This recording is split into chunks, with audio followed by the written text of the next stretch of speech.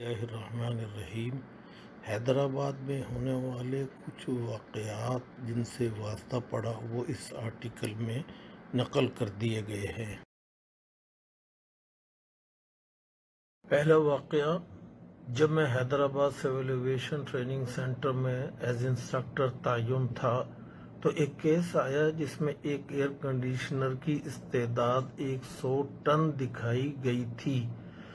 جو انجینئر صاحب چیک کرنے آئے تھے وہ جب کٹائی بن رہی تھی تو انہوں نے خود اس کو لگوایا تھا، اس لیے وہ جانتے تھے کہ جب یہ لگا تھا تو اس کی استعداد یعنی کیپیسٹی 75 ٹن تھی، مگر چونکہ ٹھیکیدار کو ادائیگی ٹنیج کے حساب سے ہوتی ہے اس لیے اس کی کیپیسٹی کو بڑھا دیا گیا۔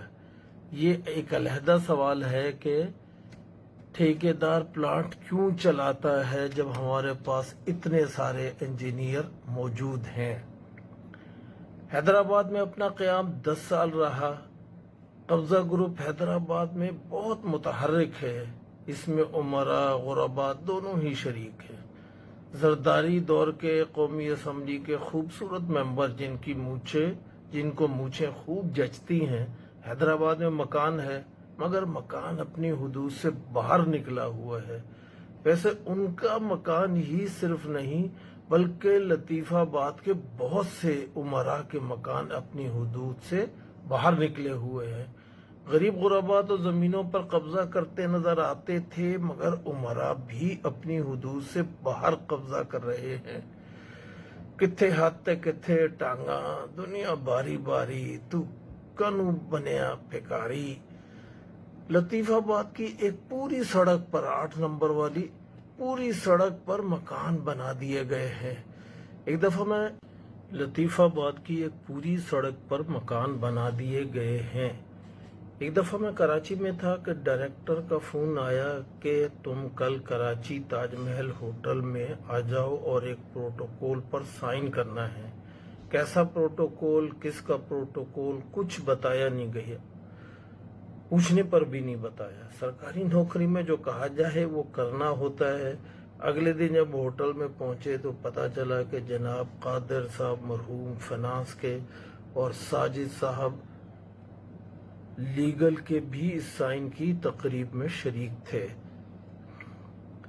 زاہد خان صاحب ATS ہیڈ کوارٹر کی طرف سے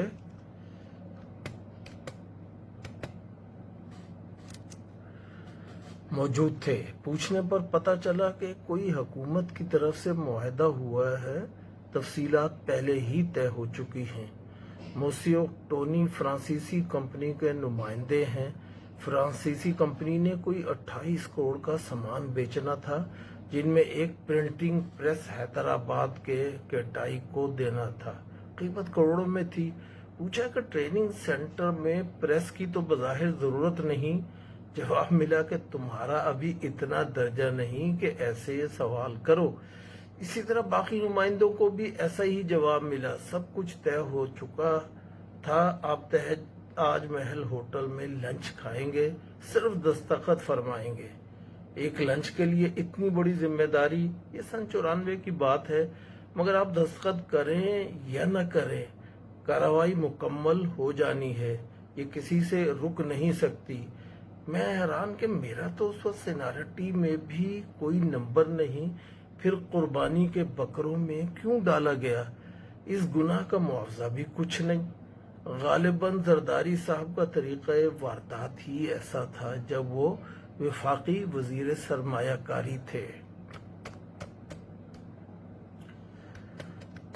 شاعر نے اسی کیفیت کو بیان کیا ہے، اس کے کوچے میں نہ کر شور قیامت کا ذکر، شیخ یہاں ایسے تو ہنگامے ہوا کرتے ہیں، بے بسی سے تو تیری ہم بزم میں بہرے بنے، بے بسی سے تو تیری بزم میں ہم بہرے بنے، نیک و بد کوئی کہے بیٹھے سنا کرتے ہیں۔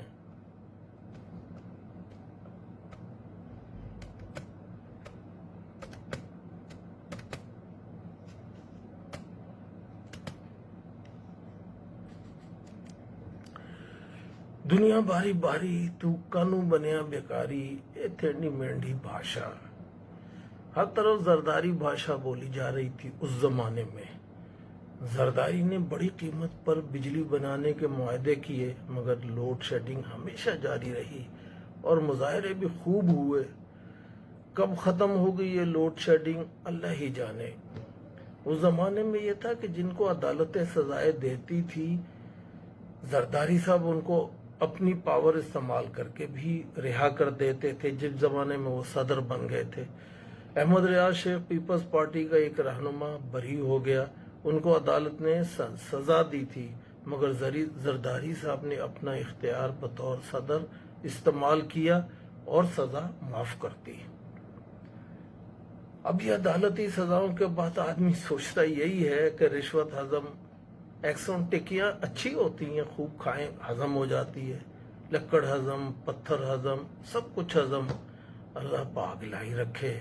कारमीना भी अच्छी होती है, इनो 60 भी चल सकती है हजम के लिए। डाई गैस वाले पैसा दें तो उनका इश्तहार भी जारी हो सकता है। ये दौर हाजिम माल दौर है, मगर ये चीफ जस्टिस इफ्तिखार को मेरे मौला उठा ले, खुल खेलने नहीं देता। ये दुआ है माफिया की सजाएं हजम हो रही हैं। ये पहला मौका है कि माफिया की सजाएं हजम हो रही हैं। सब रिहाई पाने वालों को मुबारक। जराइम का ग्राफ अब कम होगा और कुरान पाक की तालीम नाजरा भी दी जा रही है जेलों में, जिससे 4 महीने की सजा भी कम हो जाती है। पहले रियाज शेख साहब की सजा कम हुई और अब माफ हो गई। इसी के ऊपर तां उथे बैठा बांदर, समझे अपने नू सिकंदर।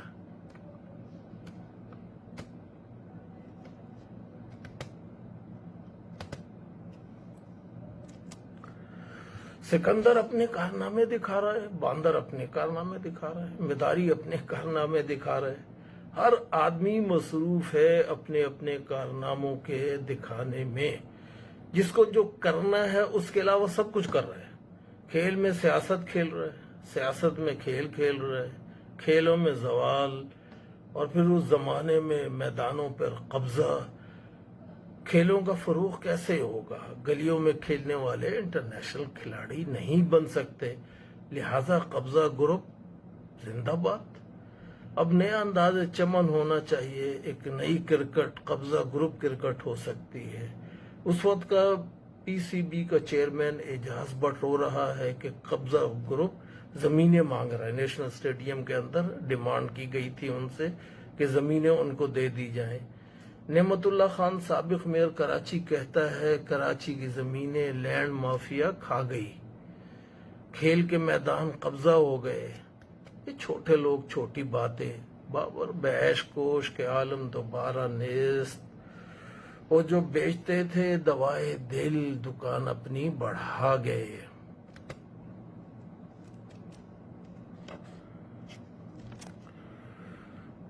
अब आइए, इस साल आमदनी, उस साल जिस साल ये 18वीं तरमीम हुई, आमदनी काफी हुई थी। लोगों ने अपने असासे बाहर के मुल्कों में खूब बढ़ाए और अभी भी बढ़ रहे हैं। 18वीं तरमीम उम्मीद है कि सबके मफादात को भी पूरा करेगी, क्योंकि सिंध एक आजाद हुकूमत हो जाएगा तकरीबन। अच्छा इत्तेहाद है, बढ़ रहा है। रिश्वत खत्म करने के लिए ट्रांसपेरेंसी इंटरनेशनल ने उस जमाने में न जाने क्यों चीफ ऑफ आर्मी स्टाफ से कहा कि रिश्वत खत्म करो। कौमी असम्बली के अरकान भी अब जजों की भर्ती में शामिल होंगे। कानून से बाला लोगों की फिक्र जायज है, उनके मफादात की निगरानी होनी चाहिए। ये मफादात का खेल है, किसको मुल्क की मफादात अजीज हैं। हर एक अपनी जाती फिक्र में लगा हुआ है। बल्दियाती निज़ाम ख़त्म कर दिया जाता है इस वास्ते के मेंबर्स हरामखोरी कर सकें। अफसोस की बात है। अब किताबों का भी मफहूम बदलना चाहिए। अब हजारों रुपए चोरी करने वाले को चोर और करोड़ों रुपए की चोरी करने वाले बड़े लोग होंगे। बैंकों को लूटने वाले भी हैं, जो असले से लूटता है वो तो डाकू, और जो ताल्लुकात से, फनकारी से लूटता है उसको क्या नाम दिया जाए। यह दुनिया बारी बारी।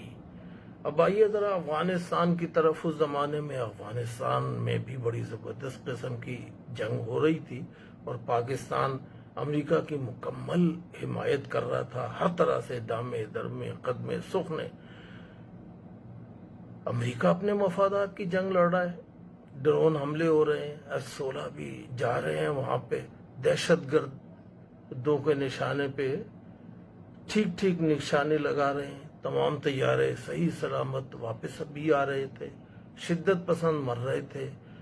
یہ شدت پسند کب تک فتح ہو جائیں گے کہ جنگی ترانے جب ہم نے اعلان کر دیا کہ اب ہم حالت جنگ میں ہیں تو اب کیوں نہیں گاتے جنگی ترانے؟ جبکہ ہم حالت جنگ میں ہیں. وہ فتح ہوں گے یا ہم ہی خرچ ہو جائیں گے؟ کون جیتا ہے تیری زلف کے سر ہونے تک؟ کوئی بتلائے کہ شدت پسند کون ہے؟ مرزا غالب سے گورا نے کہا تم مسلمان ہو؟ کہا آدھا. وہ کیسے؟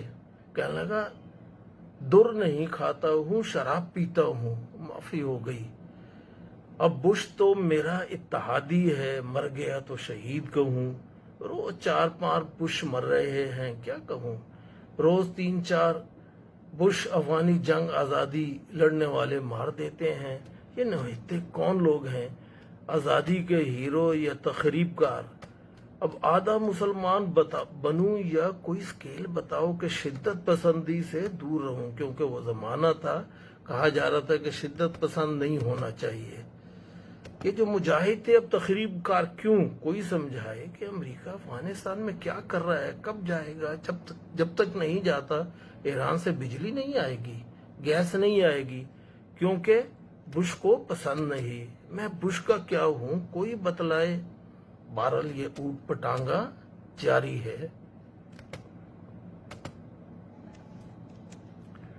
ہزاروں امریکن جہاز ہمارے اوپر سے گزرے، اوور فلائٹ کیا بغیر کسی پیمنٹ کے.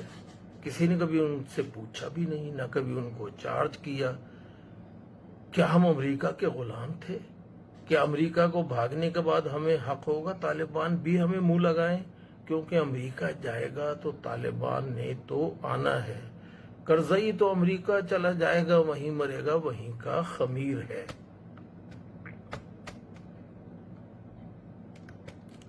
بک رہا ہوں جنوں میں کیا کیا کچھ نہ سمجھے خدا کرے کوئی بتائے میانہ روی معتدل مسلمان کتنے نمازیں پڑھے گا کہ معتدل کا کلیم مانا جائے؟ امریکہ افغانستان سے نہیں جائے گا، اور کہیں گیا بھی تو پاکستان بھی آ سکتا ہے، کیونکہ آج کل مائک کلنٹن وزیر خارجہ شاہ محمود قریشی سے بہت سر جوڑ رہی ہے. بہت خوشی کے ترانے بچائے جا رہے ہیں. ڈالروں کا طوفان آنے والا ہے، مگر قصائی بھی ساتھ ہوں گے. ایک پگلی کہہ رہی ہے کہ میری بہن کو مشرف نے امریکہ کو دے دیا. بچی واپس آتی ہے تو گھر کے باہر ڈال دیا جاتا ہے. سب اوٹ پٹانگا ہیں. UN کا کمیشن کہتا ہے کہ بی بی نذیر کو گولی نہیں لگی، ذرا سا رحمان ملک کا انتظام درست نہ تھا، مگر پنجاب پولیس کہہ رہی ہے کہ محترمہ کو گولی لگی. کون سچا ہے کون جھوٹا ہے؟ جب حکومتیں ہی فیصلہ نہیں کر پاتی تو ہم کیا کہہ سکتے ہیں؟ جو کچھ لکھا اوٹ پٹانگ. اب جو دور عمرانی نے عوام کی حالت بنائی ہوئی ہے اس کا نقشہ اس ویڈیو میں دیا گیا ہے کہ کن وعدوں کے ساتھ یہ آئے تھے اور کتنے انہوں نے ان وعدوں کو پورا کیا اور عوام کی کیا حالت ہے. بہرحال اللہ پاک بہتر جانتے ہیں جو کچھ ہوا وہ ارادتاً تھا یا غیر ارادی. دعا ہے کہ اللہ پاک مسلم امہ پر رحم فرمائے. الزکاوت.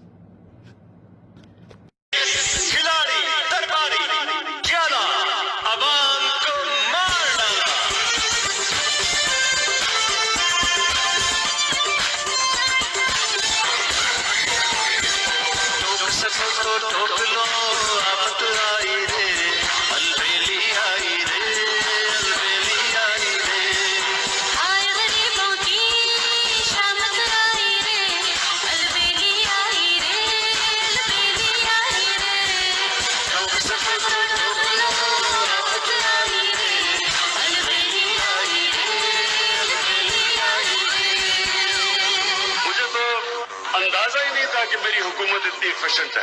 اصل میں تھوڑا سا ٹرینڈ نہیں ہوں نا, سیکھ رہا ہے نا آہستہ آہستہ. یہ دیکھ رہا ہوتا ہوں بشرا بیگم ساتھ ہوتی ہے, میں کہتا ہوں دیکھو یہ کتنا بڑا ظلم ہو رہا ہے.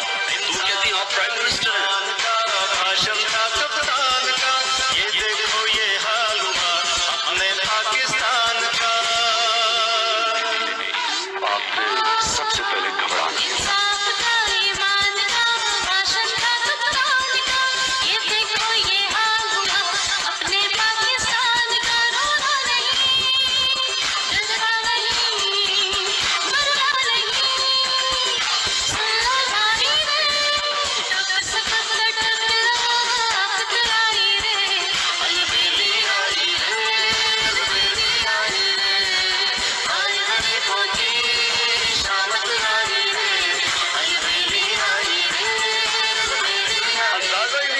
حکومت اتنی ایفیشنٹ ہے.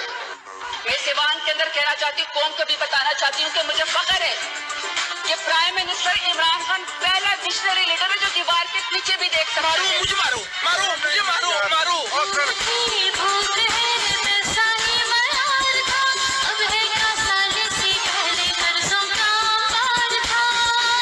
کو تکلیف پہنچاؤں گا, ان کو رلاؤں گا میں. سکون کی زندگی وہ صرف قبر میں.